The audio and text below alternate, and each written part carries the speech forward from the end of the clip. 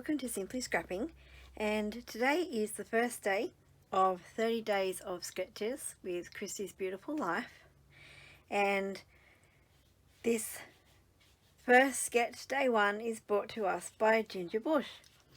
It's a really interesting sketch, and when I first saw it I thought, oh yes, I know what I'm going to do, and then was putting my page kits together and went, well, I'm still going to follow the sketch, but I'm going to do it slightly differently. So instead of the hexagons, mine are going to be squares. So that is the sketch. I have made notes all around it to remind me of the ideas that came into my head when I was looking at the paper and the sketch together. So I'll just run through what I have to use, and then I will speed it up, and you can watch me create the page. Hopefully it comes together as I think it's going to. Alright, so these are the photos. If you've seen my videos of where I was preparing the page kits, you would remember these photos. They're a little bit overexposed, but unfortunately that's all I have to use. That is my mother and her mother, and they're dressed up for a wedding.